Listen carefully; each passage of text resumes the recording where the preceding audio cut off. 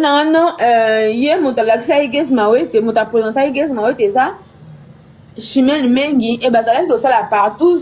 Chimène Mengi, j'adore, na ba, sobe Christelle Lomboto, na ba, Iges Mawete, tout ça. Iges Mawete, ça là partout, na j'adore, na Naomi Lokwa, na fille, moi, abandi, abandi, li solo sikawe kota asila, aza pembe, asala même, li solo mona michou bojo, na ebi comme on a été.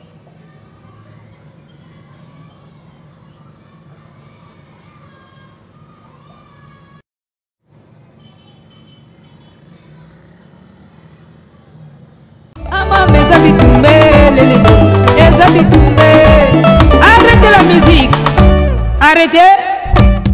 Katazoba. Katazoba, la chronique Intello, on revient avec ce nouveau numéro. Mesdames et messieurs, on vous dit mbote, bonjour, vous êtes avec la gourou du temple et c'est un plaisir de vous avoir, de partager ce moment avec vous. L'esprit est bien, Kande Bozalagana Bisso déjà, restons ensemble, il n'y aura pas de souci.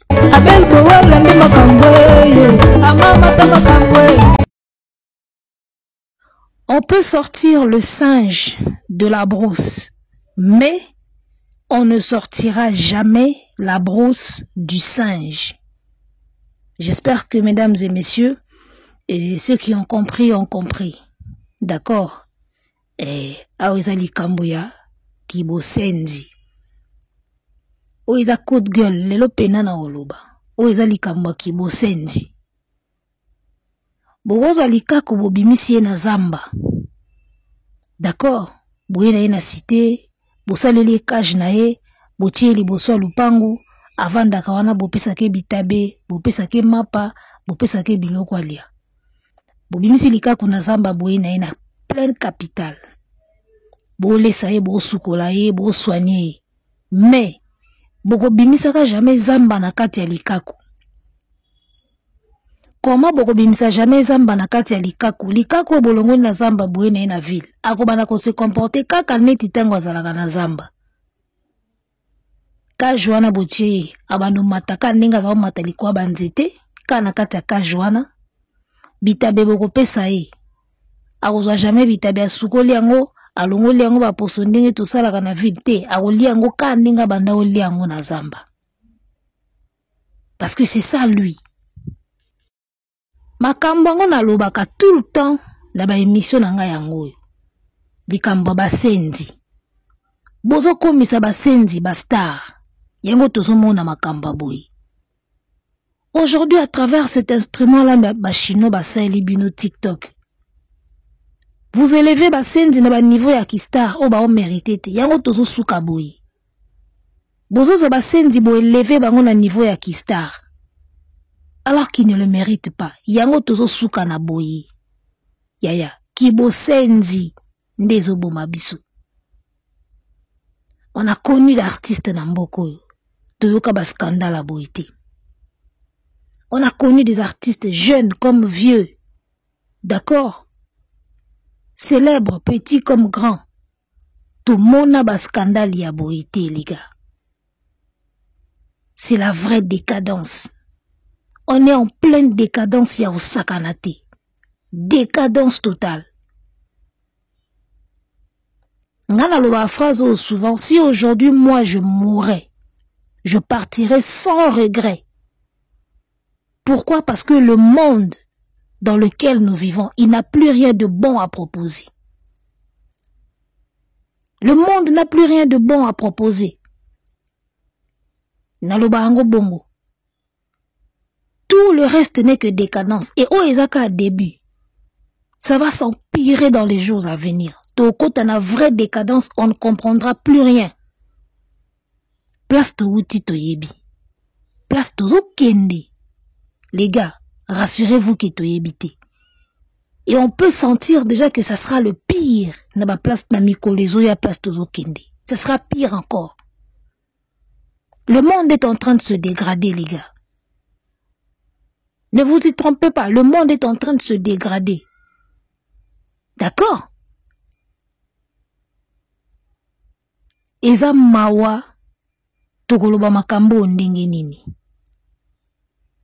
Il a fallu seulement que Chinois ça la TikTok pour te koma na makamba boy.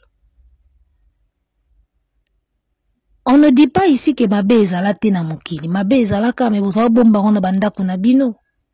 Tant que ça reste caché, c'est à vous. Mais ce qui boye nango na média. Pour ba bazo yoka bazwa nini. Pour ba otala bazwa nini. C'est ça le problème. Mabe bandi lelota. Même yemoko Jésus tango azalaki na mabele. Ses 2 pieds sur terre.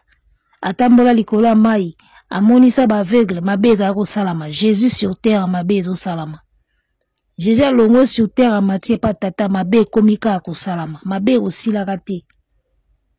Mais ndenge nini bozo memela makambo les gars. Est-ce qu'on est obligé de tomber na babiloko aboye? Et pourquoi d'abord vous le faites? Na ebite ngala tuna kaka nzoto nyoso bozo boma oyo na ba par nini oyo ba partout. Toke na ngonde ngona parce que ba terme mususu YouTube azaka moi. Bozo boma nzoto na ba partout. Sangana les gars. Po bozwa nini oyo bokotika te so bokufi. Nga posaka question wana. Sangana ye na ye o na oyo o kuna na o kuna babenga kibiso tokenda ikuna to salaka partout na kata ndako wana bana mibali misatu video eza watu koyokango comme ça na yo pakolango couleur nyoso oyo bozo sala ba jeune po bozwa nini o botika te so bokufi. Au moins moi je ne fais pas partie de ceux qui disent vanité de vanité, tout est vanité. Mutasombi mutuka o vanité, mutasombi ndaku vanité te. Nga na logique à vanité te. Nga logique nange ezalaka puisque tokotika ngo, alors il faut te profiter nango. Wana na logique nanga. Nga nazate ke logola tokotika ngo na osomba nanga ngo te. Logola tokotika na biso ngo na kozwa nanga ndaku te na kozwa nanga succès te na kozwa nanga ngo te, mutuka te po tokotika ngo te. Nga logique nange ezalaka comme tokotika yango. Pendant que on y est, donc tout ça les lango. Somba ndako, somba mituka, vivre, lia biloko kitoko. D'accord? Profiter, voyager, sakana sepela parce qu'un jour tant que une bonne fois pour toutes. Nga logique nangiza la bongo. Mais dans les normes, les gars. On doit jouir de ce monde dans les normes. Il faut tout sepela na ba bientôt sepela na mukili na ndenge ya logique. Yaya. Okobenda mutu na makasi asala eloko asala te po yo kozwa nini na kati. Eloko ngo kozwa okotika ngo te mokolo kokufa oza sûr. Côté nga la vanda rande yango wana. C'est bien il faut to rouler na bakar, to zo ba parler, to voyager, to ke ba poto, to téléma nature fait to kanga ba photo. Mais tout ça là ngo na manière nini. Manière ya bien. Oboma mutu po ke téléma nature fait. Oza la partout po ke ne ko téléma nature fait. Tango okufo tiki tour Eiffel ango boniko naza na besoin nango oui mais na oswango na voie normale soki pe yete evandi nango omoni mukili le monde ne nous appartient pas le monde appartient à son créateur biso tozaka bato toye tozo subir c'est vrai on a notre part des choses à faire mais une grande partie tout le monde na mukili oyo mukolo mukili mema mukili ndenga lingi. Par là je veux dire quoi? Mukili ndenga ezo memela yo. Oyo zui ou se contenter nango. Oyo zui pete se contenter nango. Mukili ya yote. Yo koki koya to bingande na ena mukili bo ngai foka na bonga. Ngai foka na somba Lamborghini tina okufa. Ngai foka na somba. Soko zui angote. Mukolo mukili a permettre na yete ke yo ozwa Lamborghini nde fali azui Lamborghini. Omedie mbikato osani. C'est là où je dis mukili zaka ya bisote. Oyo ozui. Oyo ozui te. Ozui te. Siko nzoto yo ba jeune na bazo boma lelo po kaka bazwa iloko ya moni epa moninga. Comme si c'était na menu. Tango ye na mukili abotami nzamba pesi menu alobi tala ndenge yo yeboye. Nyoso yo kolinga okozwa. Non. on n'aura pas tout ce qu'on désire na mokili. Tokozwa kaka oyo pesa meli biso. C'est ça la réalité. C'est que bino bataba partout na basangana. Bozo linga bo forcer makambo, bo zwa peut-être na oyo pesa mela binote. Et belebe bo sa bon me bo gagner kate. Ete ya binote. Boze bele ya bo teka banzoto, bozo teka babiloko, mais o sala nyoso na me ozwa ka ozo linga te. Et rote ya yote que cela ne t'est pas donné. On ne vient pas au monde pour avoir tout. On vient pour avoir ce qu'on peut ou ce qui nous est donné. C'est ça le principe. Parce que ce qu'on tamboli ndaku na ndaku, bato ba dindi kuna na njili kuna. Ce qu'on tunie ndaku ya rêve na ye. Aoye biso na mbinza, na ma campagne, aoye biso pembeni ya kofia, aoye biso pembeni ya fali. Mais oyo ya koki, eza kote ezo dinda kuna na mbula. C'est ça la vie. Botu na bato rêve, ndaku ya rêve na opene ezalaka nini? Ao desinelo ndaku lokwa ya fali. Manoir ya fali. Wana rêve na ye. Mais possibilité na ye siko esukisi ye kote ba dindi kuna. Bati ba wana ba boatu ba memba wana ba pusu. C'est ça le monde. On ne vient pas pour avoir ce qu'on veut, on vient pour avoir ce qui nous est donné. Siko bino ba bozo forcer o na ba TikTok, na ba misala mabe, bozo forcer bozo aka o bolingi. Soko zyango tamie, soko zyango te. To sa indeni. O sali partout. O teki ba fela, o teki liboso na sima, o teki na munoko, o zuite. Siko en ce moment-là to sali ndeni. To sali siko ndeni. O teki nyoso o zuikati, o zo souhaite ozwa. To sali ndeni. Mutazo kende ko sala partout, ana nyonga bata $300 ba futela ya appartement. Yo komi poto. Soko zanga $300 ndeni. Bino ba mère boss. Yo foza na nyoso. Bozo mona ke malgré nzoto bobo mabozo akati Isa pasi Tolanda video yango, j'espère que batu balandi na bango na ba TikTok ba yoki yango mais na ndenge ya kopakola couleur to tchaka video po mémoire ezonga susu tant to nyata couleur et kitoko. Vas-y, continue ma petite. Chacha le binano ye mutalakisa igez mawe te mutapresenta igez mawe te ça chimel mengi e bazala ko sala partout chimel mengi chacha dor na ba sope Christelle Lombolto na ba gez mawe te tout ça. Maintenant il est à botela comment ça s'appelle gez mawe te et pas na bango atikala ya ye moko. Mais là, à présent, Nani a expliqué yo, Chacha a expliqué ok. Chacha dor, oui, que non, mota mema ye côté ya gez mawe te pona partout et ça chimène ming. Mais actuellement, il y a beauté là gez mawe te côté à chimène ming. Du coup, gez mawe ta comment ya ye et ye a présenté gez mawe te côté ya Sarah Naomi Lokwa. Donc du coup gez mawe ta sala partout na Chacha dor na Naomi Lokwa na fille moko abandi li solo sikawe kota asila aza pembe bwe asala même li solo mona michu bojo na yebi comme on a été a kitoko bwe basala ba partout na ye et tout ça ndenge azo expliquer nga wana avant abando betangai ngana lobi na no t'inquiète pas na beng la frère nanga bazo ya kozwa biso et tout ça t'inquiète pas ba osala sma bete après abandi ko betanga maintenant. Voilà, j'espère que tolandi lisolo ebimi liste ebimi bakombo ebimi ya bato nyonso basala misala mabe wana kaka bato ba TikTok bana base ba TikTok periki ya Chine atilas azu make-up anieti kinelongi pona bango c'est ça le top le summum ya makambo à vie. Je suis désolé liste ebimi bakombo ebimi na kati wana muta théâtre na yana na gez mawe te na sima na banda na muta théâtre. Tant bazo ba mwana moko azosala li solo sika bata braza babenga théâtre li solo. Dans li solo eza théâtre maboke otosalaka. Mwana mwasi abandi maboke sika pas si laza pembe boy toyebi toyebi mwana mwasi wana azo rene mikolo bazo tchaka ye na ba film pa pamba. Celle-là, je l'avais déjà deviné. Celle-là, je l'avais déjà vue venir. sans kutu na ye ba vie na ye, sans na ye ba profondeur ya vie na ye. Celle-là tant natala ki ye, na mone da yaki misala mabe na sima mwana mwasi. Et nzamba la raté, lelo makambo ye ko bima. J'avais fait un post sur elle. Muta théâtre batangi wana pasila. Ou akotaka na palatou. Palatou.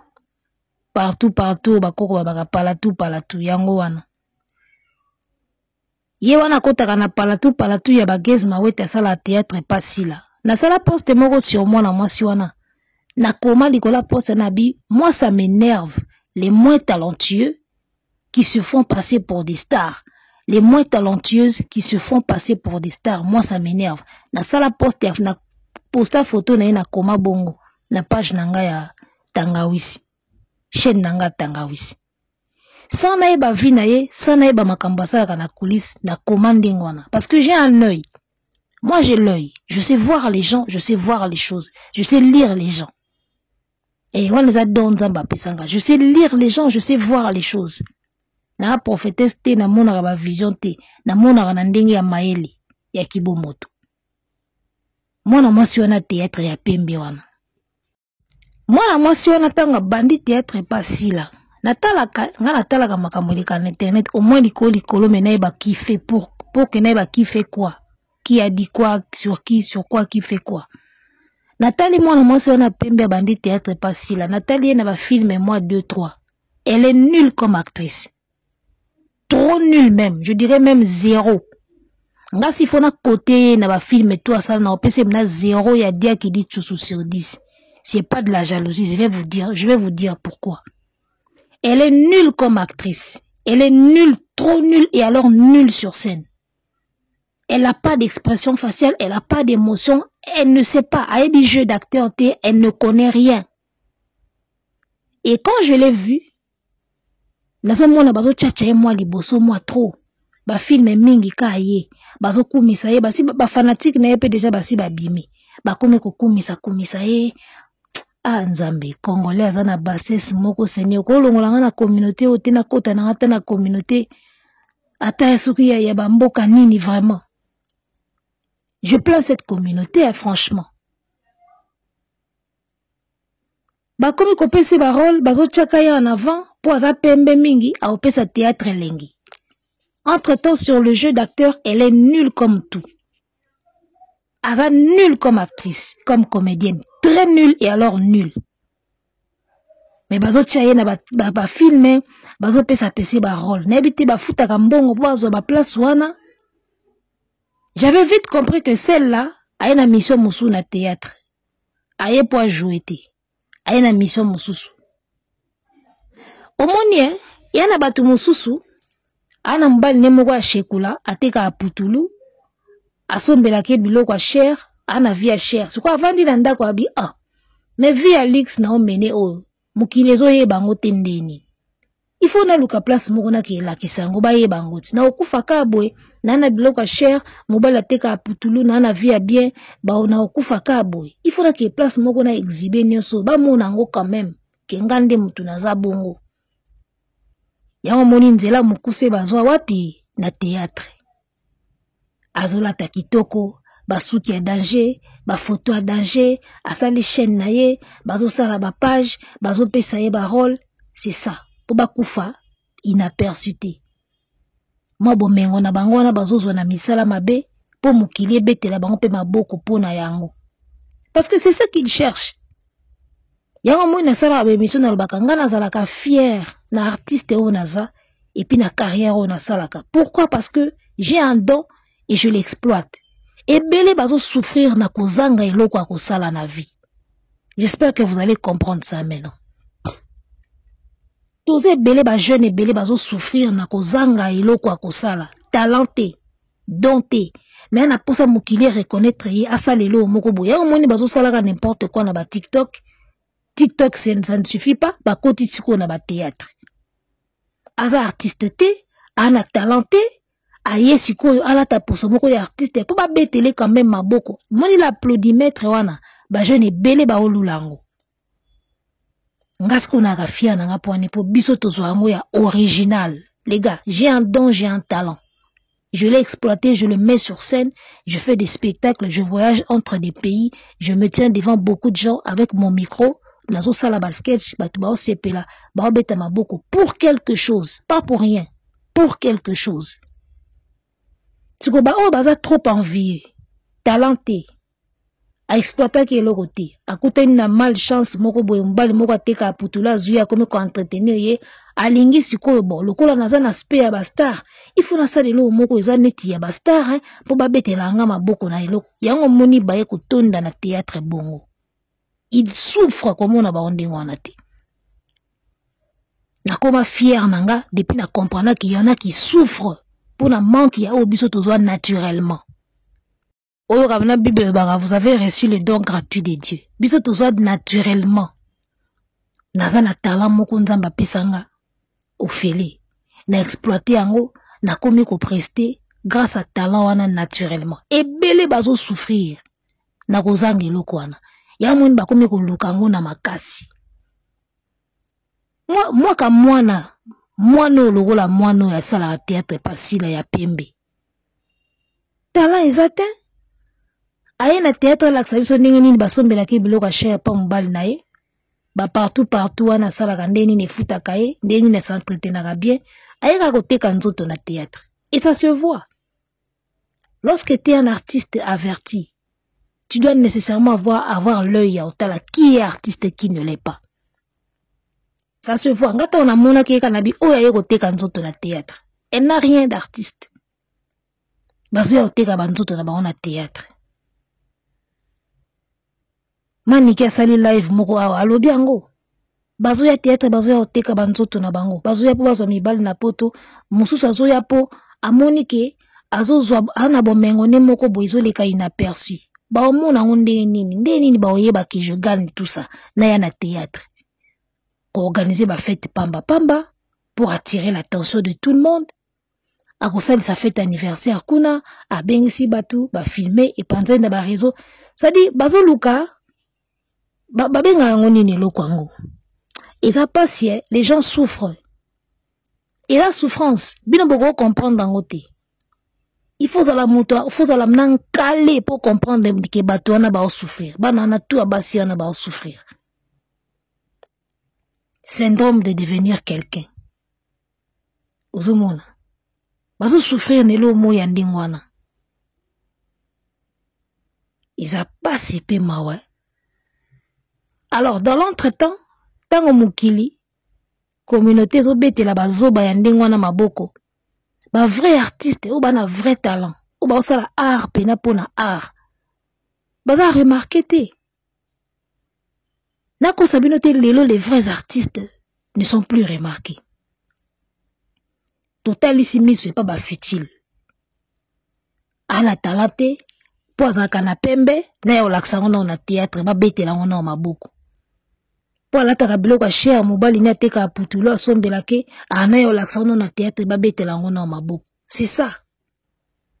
Bazo souffrir ka ne loko wana. C'est malheureusement bazo pesa bango visibilité, bazo pesa bango crédit et bazo boya siko kotala les vrais artistes o babotami na talent bazo sala art pona art. Nako sabino te période tozo traverser, les vrais artistes souffrent. Ils ne sont plus remarqués. Ozomona. Mutelamrika na tongo po chinois salaki TikTok, afongoli TikTok, akomo laksa ba masoko, akomo laksa nzoto ba abonné ba ye. Boko misi star. Ici liti. Pour rien. Boko misi mutu star pour rien. Botu de ba kombo neso ba otanga wana. Qu'est-ce qu'ils font réellement de concret? Ya malonga na ba TikTok na bango.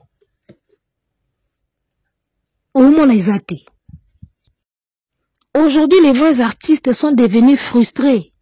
Et le ronini bako proposer ou yoko intéressé batou, koleka masoko. Et le ronini yo artiste ko proposer ou yoko intéressé batou, koleka partout. Ba okinde ko tala masoko, ba okitala partout, ba otala yote. Les vrais artistes, les loto ko sa matin na période auto traversée ya ba TikTok, ya ba célébrité car pour rien boy. Et pourquoi y a ba célébrité moko ya par hasard. Ba vrai artiste ba komi frustré. Ngana koma ko lemba même ko sala ba spectacle, ko organiser ba spectacle. Donc nazo mona ka eko intéresser mutu te ko leka masoko ya ba chacha. Sans blague. Donc, communauté est comme tellement abrutie à un point que nazo mona tout est tina na ko proposer ba kambuya. Ya art, ya bien. Parce que bakukine ko luka ka photo a mitakala, ba luka vidéo ya ba partout, ba luka place so bazo lobela mutu moko boye. Atiaka kabelo ya 6000 francs, bako vendre la live kaka pona kabelo ya $600. Ils n'auront pas le temps pour les vrais arts. Et comme ils frustrer ba vrai artiste, et comme ils frustrer ba artiste bazana pour ça ba proposer makamba bien. Tel la même la musique. Aujourd'hui musique ezo sepela souba tout ba to comme plus attiré na ba buzz. Un artiste au lieu ça là projet na ye ya studio ya Nzembo a préféré à ça a pesa scandale moko o ekolobisa ye plus que ce qu'a bimisi Nzembo. Et ça c'est vrai. Ça c'est pas faux. Na minute so geza bimisa ka Nzembo to single to yenga to mona nka normal. So geza bimisa Nzembo na minute nde panzani boité. Mais le col ba bimisi partout. Tala na ba téléphone nyonso eza na ba page nyonso yaya. Na cliquer ka na Facebook tanka na koti video liboso yango na ba photo partout na Facebook yango na yango TikTok yango na yango YouTube yango na yango na ebité où on va comme ça. Moi ça commence à me dépasser na koma kozwa même dégoût ya osala makam na koma na tongo so na lamu kibo na bon qu'est-ce que je fais aujourd'hui, qu'est-ce que je propose aujourd'hui. Na sala ka émission nanga na sala ka analyse nanga. Ba vrai artiste ba komi kolemba. Nazo sabino vérité. Na minute so geza bimsa ki Nzembo. O épée. Elinga ya panzana boiti. Mais tala loko les a partout. Et panzani. Tozo boma arka boy pona biloko o eza nango eloko te. 2 semaines a omona nie elimwe. Siko ba artiste oyo bazako se laisser prendre na piège que so na bimisi œuvre nanga ba olingate fona pesa banka eloko balingaka kingandi yaka to sa na moi base moko boy to niata ba lobela biso boko surtout qu'à 30 ans 50 ans après na carrière on se rende compte que tu n'as rien fait au l'excitant na ba base. Vous allez vous rendre compte que vous n'avez rien fait. So boko tika na piège à bateau. Piège à baise, beaucoup se rendent compte na carrière bosali elote. Oza na poto, baninga bazasoka na poto za na studio. Tout le monde a inos bina flavor na studio. Yoza na poto osa partout. Na minute oza na poto, na programme ya carrière te. Na programme ne moko personnel. Asa ni maram na e. Ozo mona. Asa ni maramba partout. Fallait qu'il y ait un poto studio, fallait qu'il y ait un poto contrat, fallait qu'il y ait un poto défilé. Ba mise belé so ke poto ke makamba musique. So ma musique était avant na kin. Yo za na poto pour na partout. C'est triste. Ce qui bokoti na jeu ya buzz, bo se rendre compte 50 ans, 20 ans, 30 ans plus tard na carrière bo sali elorote. Bo se rendre compte bo sali elorote. Parlons maintenant de Gez Mawete. Gez Mawete, c'est un garçon qui ne m'a jamais convaincu. Aramon na chango na yokaka. Ngape mo na chango. Mais il ne m'a jamais convaincu. Asala concours ya Afrika sokinini. Obika zwakate o singila zaki kochini. Azwakate akatanaka. Donc c'est un jeune qu'on a repêché na Vodacom Superstar après Inosbi. Moi c'est un talent qui ne me convainc pas. Je suis désolé. Mais moi, Gez ne m'a jamais convaincu. Inosbi m'a convaincu. Au départ, Inosbi na Vodacom Superstar, moi je ne votais jamais pour Inosbi. Nga candidate nanga favorite aki Noémie Ebonda. La fille là au Sisaki, Fiston Bouyi, Inosbi na Noémie. La seule fille au Sisaki na compétition. Moi c'était ma favorite, celle-là. Moi j'étais pour Noémie. Malheureusement, ça la carrière musicale qu'est-ce qui s'est passé? Bana basi ba carrière na banka abou. So jomo kwa keto azuyo esili. Surtout au kuten na jomo kwa keto. Osa carrière te botela eka bana asiba ko kaza kana nda kulambela kai nikela ke ba jean na ba chemise. Osa carrière te. Yana mbali musuba la jaloux na ba réussite à basi. Jaloux na ba carrière à basi. Bon, elle, je ne sais pas qu'est-ce qui lui est arrivé, mais na mona ka sa la carrière te. Et c'est triste. Chanteuse ya niveau wana. Ah, elle chantait plus que Rebo. Mais ça li carrière te. Noémie et Bonda. Malheureusement, à ça li carrière te. Bref, ba carrière bana basi zalaka compliqué. Alors, contrairement à Inosbi qui avait impacté Batou, na Vodacom Superstar et qui était gagnant, d'accord, qui a pu rencontrer ba star aminene américaine à l'époque, Guess Mawet akenda concours à Zouate, Aza qui repêché na Vodacom Superstar. Donc moi il ne me convainc pas, d'accord, tout lui te que yangonde ça parce que Gali Garvey na Vodacom P a gagné kate, mais Gali tangoye ko se remarquer. On sent que c'était un talentueux mais oublié. Parce que le talentueux, il peut pas na concours. C'est un grand talent, mais Babo Sanika a voté.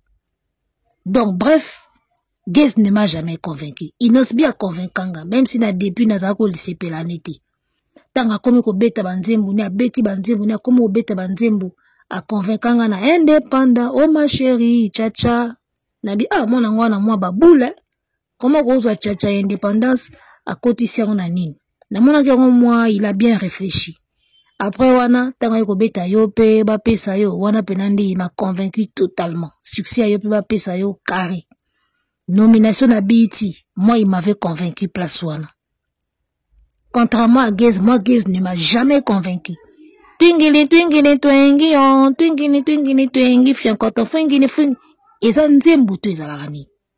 Il ne m'a jamais convaincu. Dans le style de musique, moroboy, soka zongo na chango na comprendre ate. Ba style la nzembo moroboy ya yemoko. Moi, ça m'a jamais convaincu. Et lelo na musique, tout le bango sérieusement. Guess Mawet face à Inosbi ne fait pas le poids. Beaucoup soutenir Yende Bolingue à cause à pur petit à Fali, mais il ne fait pas le poids devant Inosbi. D'accord? Moi, je pense que c'est un petit qui s'est un peu perdu. Azan a perdu à vitesse. Je sens que c'est un jeune qui se cherche encore, comme si c'était trompé de vocation. Lecture na sali à partir de ma vidéo na ebimi. C'est comme un jeune Ouazana qui s'est trompé de vocation. Il aurait dû faire autre chose. Pourquoi na sali qui musique? Na lo bagelo moko. Ne confondez jamais la passion et le talent. Il y a des choses sur quoi tu es talentueux. Et après, il y a des choses sur lesquelles tu es juste passionné. Entre la passion et le talent, on doit suivre le talent. Il y a un makamususu, on a juste passionné nango, mais on a donné à ôter. Makamususu, on a talent nango na makila. Passionné, oui, forcément, ou peut-être pas, mais on a donné nango. Alors, entre ce pourquoi tu es fait et ce pourquoi tu es passionné, il faut suivre ce pourquoi tu es fait. Il faut faire très attention. Et là, on a un jeune et belé. Tu es passionné d'un art, au kanisi, aux anadonango. Non, tu es juste passionné de ça. Mais aux anadonango te. Et belé pe bakenda ko samboye na théâtre ka bongo. Alors moi je pense que Moutifa sala eloko oyo sans effort asala ango bien ko le kabatutu. Wana nde dona yo. Mais eloko oyo osala ango pona linga ango mingi. Peut-être wana donango te. No linga ango nde mingi. Et belé basala comédie bongo. Ah, j'adore le cinéma. Je suis une passionnée du cinéma. Il faut na sala théâtre. Il faut na sala cinéma. On a donné un côté, on a talent un côté. Tu joues mal. Tu es un mauvais acteur, mais au linga cinéma, ou sali cinéma. Ya mona abadie mbelaka. Sala eloko oyo, ato sepela na côté. Mais quand tu le fais, tout le monde te dit ça te va à merveille. Ou en tout cas, au penan des domaines nao. C'est ça. Alors moi, quand je vois le garçon, je sens que il est un peu perdu.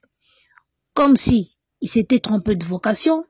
Moi, ça la marche arrière exaté. Est-ce que Eroatika musique pour qu'il ne comme maçon, charpentier, carreleur, il a trop tard. Il doit continuer à avancer. Et parfois, l'artiste bazala kabab na ba souci moko ya bango moko personnel et rangera bango. Au moins nazo ça la dépression pour avoir remarqué que il n'était pas sur le bon chemin, il n'avait pas fait le bon choix. il s'est trompé de vocation. Alors, il y a binoté. Bino bina déjà. Boyemba déjà. Bozo sauter déjà dans banzimbone. Alors, kata bino bilenga bon, je m'étais trompé. Nga nazaki nanga artiste était na moni fona comme carrière. Ça sera une déception. À un moment aussi, à Obima pe lâche. Bah, le Inos bien gagné. D'où il faut continuer. D'où il faut continuer quand on a chemin. Donc, moi, en tout cas, il m'envoie désolé. Dans mon chaîne moko qui s'est perdu, qui se cherche, on dirait à se perdre entre Yemoko na Yemoko. Azoy bate où il en est avec sa carrière. Et ça crée aussi des soucis. Au point où ça la pratique wana wazo sala wana.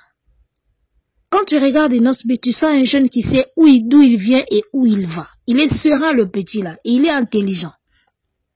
Inosbi est très serein. Il y a un moment Inosbi a fini par me convaincre, même si na début na bando c'est pelanete.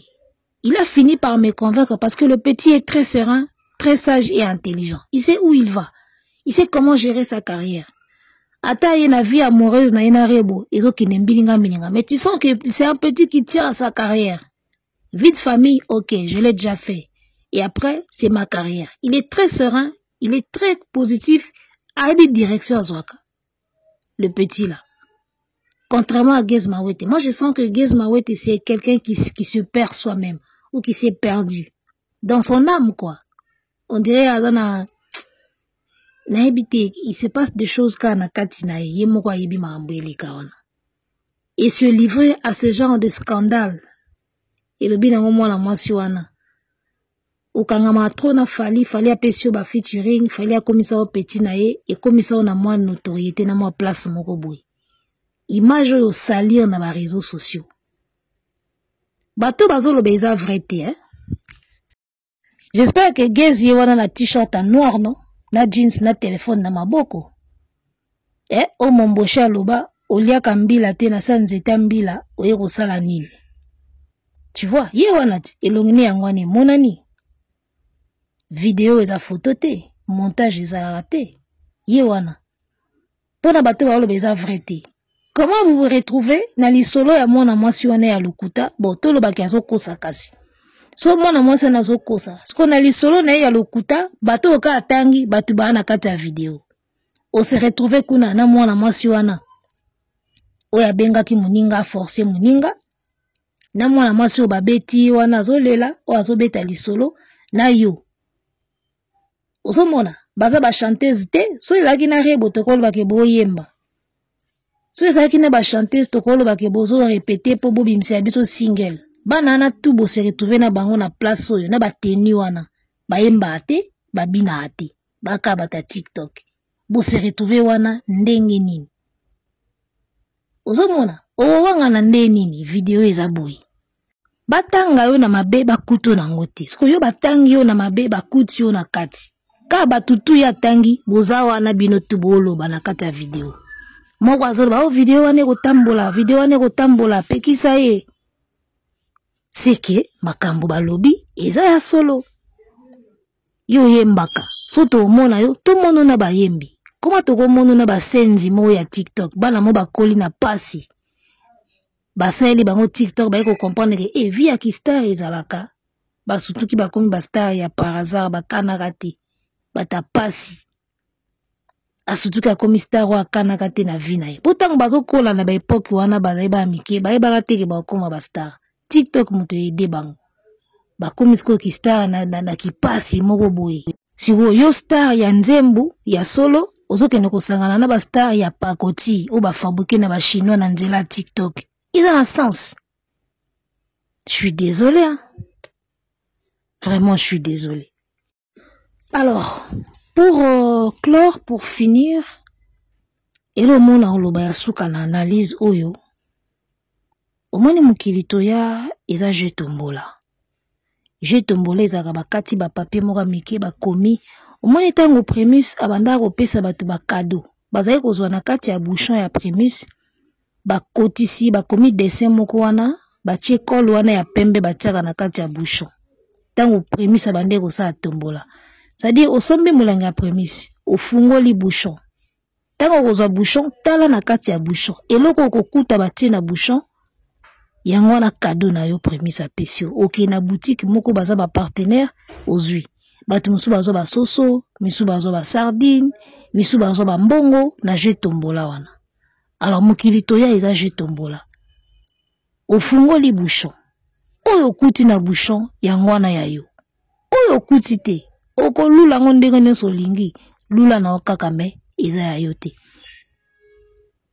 moninga fungoli bouchon akuti motuka yo fungoli bouchon okuti lipa 100 francs yango wana ya yo contente toi de ça tika oyo akuti motuka na bouchon eza ya ye soko lingozwa oyo moni na bouchon moninga nde koma compliqué yango moni bozo kende ko sala bisala sala ka po bozwa o bolule pa baninga olie bo se contenter na o bozwi ya bino tombola je tombola ezala bon o koti si liboko bimisi ozwi yango wana ya yo ozwi te en bon entendeur yebela arrêtez la musique arrêtez ko